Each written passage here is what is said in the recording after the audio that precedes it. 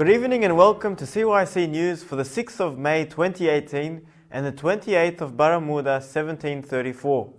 I'm Andrew Nara, and in today's headlines, experts want to exhume alleged Syria chemical attack victims for tests. 2 dead after Russian military aircraft crashes in Mediterranean.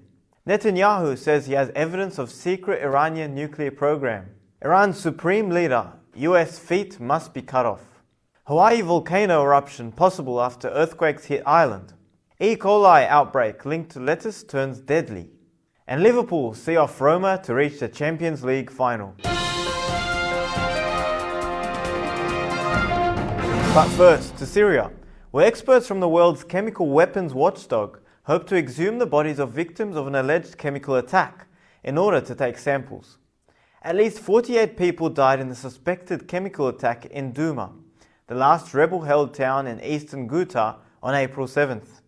A fact-finding team from the Organization for the Prohibition of Chemical Weapons finally collected samples from the site in Douma in April 21st, after waiting days for access.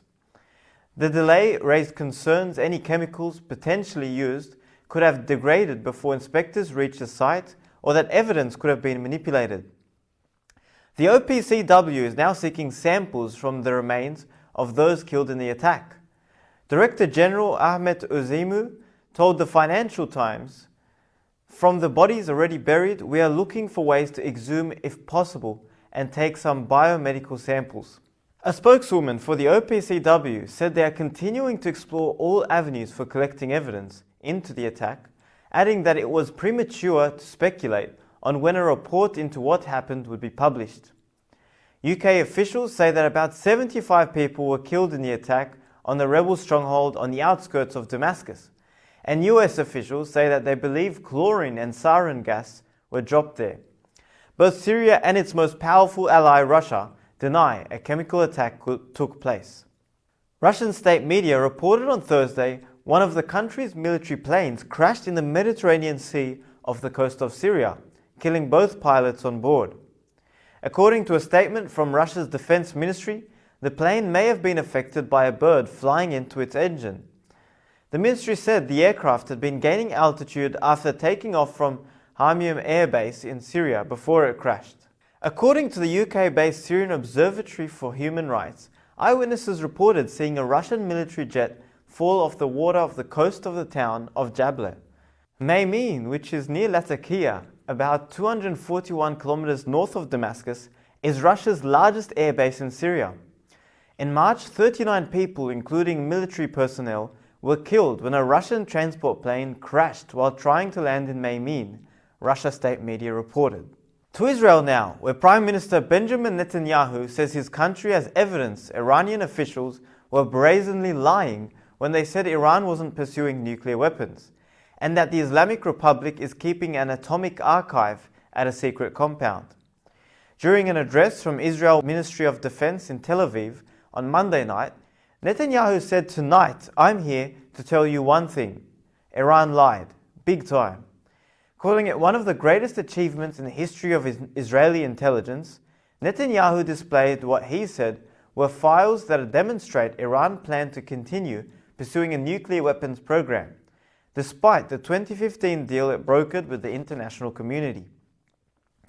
Speaking in English, Netanyahu accused Iran of ramping up efforts to obscure files in the 2015 and moving them to a secret location in Tehran last year.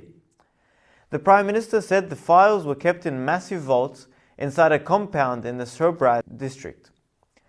The 100,000 files contain, among other things, blueprints, charts, photos, videos, and presentations dealing with nuclear weaponry. He said Iran planned at the highest level to continue work related to nuclear weapons under different guises and using the same personnel. US Secretary of State Mike Pompeo said that the United States has known about the material for a while and believes the documents are authentic. Iran's most powerful political and religious figure said the United States' feet must be cut off in the Middle East as US Secretary of State Mike Pompeo renewed his criticism of Tehran in his tour of the region. Ali Khamenei, Israel's supreme leader, said in a tweet on Monday, "Wherever US entered, it created instability, brought misery to people.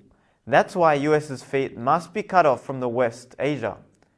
US must exit this region. Khamenei also accused the US of fueling tension between Iran and Saudi Arabia. The comments seem to further signal that the US could pull out of the Iran nuclear deal within 2 weeks. US President Donald Trump has until May 12th to decide whether to continue waiving sanctions on Iran that were lifted under the Iran deal, formerly known as the Joint Comprehensive Plan of Action. As part of the 2015 pact agreed to by Trump predecessor Barack Obama, some European countries, Russia and China, Iran must reduce its uranium stockpile in return for international sanctions being lifted. Khamenei also tweeted, US officials agitate Saudis, creating discord and chaos in West Asia. They want to turn Muslims against one another. Iran and Saudi Arabia are long-time regional rivals and have been embroiled in an escalating war of words in recent months. In the series of tweets on Monday, the Ayatollah said the US planned to provoke ignorant governments, an apparent swipe at Saudi Arabia, he said. If these government officials gain some wisdom, they won't confront the Islamic Republic. But if they stand against Iran, they will certainly suffer from defeat. Hundreds of small earthquakes in Hawaii are shaking the eastern side of the Big Island, prompting concerns that Kilauea volcano would erupt.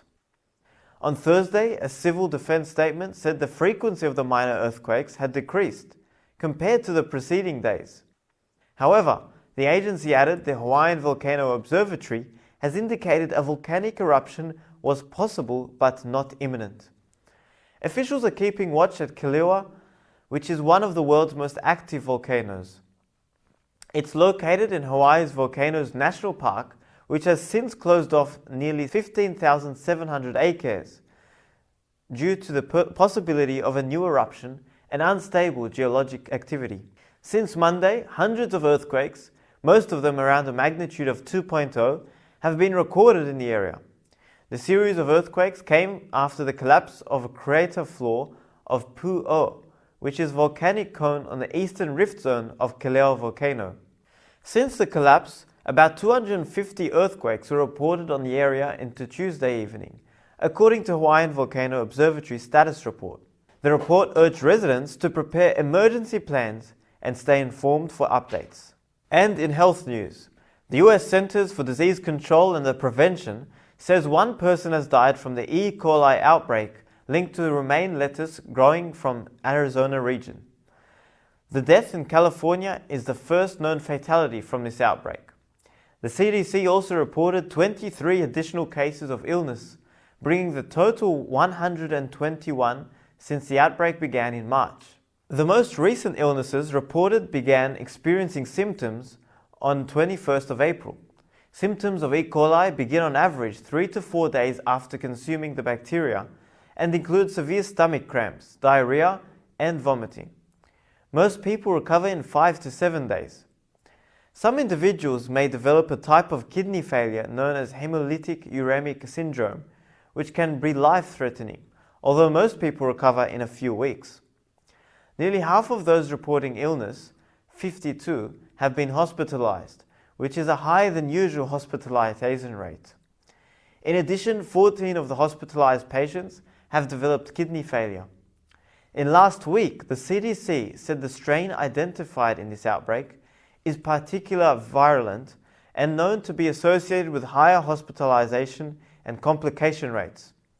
Kentucky, Massachusetts, and Utah are the latest states to report illnesses, bringing the total number of states affected to 25. And in sport, Liverpool saw off a spirited Roma fight back on Wednesday to reach their first Champions League final since 2007, with a remarkable 7-6 aggregate victory. Though Jurgen Klopp's men lost the second leg in Rome 4-2, the Premier League side did enough to progress to their 8th final, where they will face 12-time champions Real Madrid in Kiev on May 26th. Leading 5-2 after the first leg of the semi-final, goals from Sadio Mane and Georgino Wijnaldum should have put the tie to bed, but the Italians hit back on both occasions. through Eden Dzeko and James Milner own goal. Liverpool weathered an early Roma storm in the second half and were left thanking the referee, who missed 2 clear penalties for the home side. 2 late Raja Nainggolan goals, 1 strike from distance and the other stoppage time penalty, ensured the closing stages remained interesting. But they proved nothing more than consolations in what was the highest scoring semi-final in the competition's history. And that's all for CYC News. A reminder that you can watch this news bulletin again throughout the week on YouTube.